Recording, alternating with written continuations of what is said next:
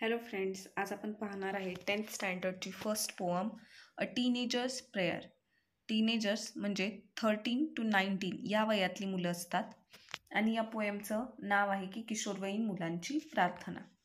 तर कवी या कवितेमध्ये आपल्याला हे सांगतोय की किशोरवयीन वयाची मुलं कोणती प्रार्थना करतात किंवा केली पाहिजे. तर त्यातला फर्स्ट स्टांजा आहे, each day brings new beginnings, decision I must make.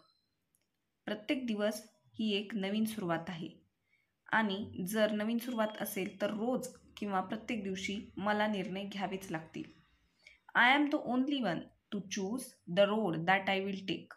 मला जो रस्ता किंवा आयुष्यामध्ये जो मार्ग निवडायचा आहे तो फक्त आणि फक्त मलाच निवडायचा आहे किंवा मीच फक्त तो मार्ग शोधू शकते किंवा मिळवू शकते.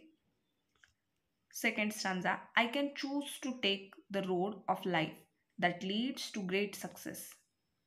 जर मी निवडलेला मार्ग हा योग्य असेल तर माझ्या आयुष्यामध्ये ग्रेट सक्सेस येईल, म्हणजे खूप यशस्वी होईल. Or travel down the darkened road that leads to great distress. आणि जर मी अंधारा रस्ता निवडला म्हणजे चुकीचा मार्ग निवडला तर त्यामध्ये मला खूप मोठ्या प्रमाणामध्ये डिस्ट्रेस म्हणजेच मानसिक ताण किंवा त्रास सहन करावा लागेल. Third stanza, please open up my eyes dear lord that I might clearly see, help me stand for what is right, bring out the best in me.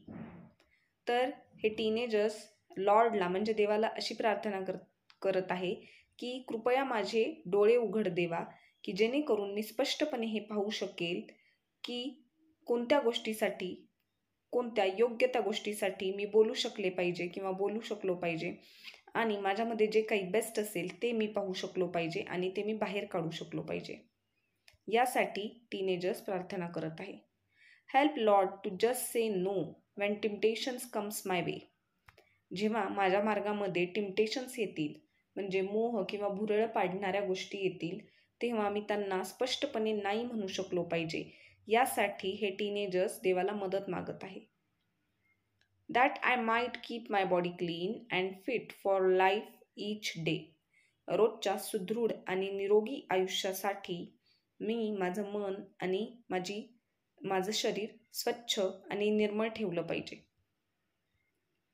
Wien my teenage years are over, I know that I will see that life is lived its very best with you walking next to me.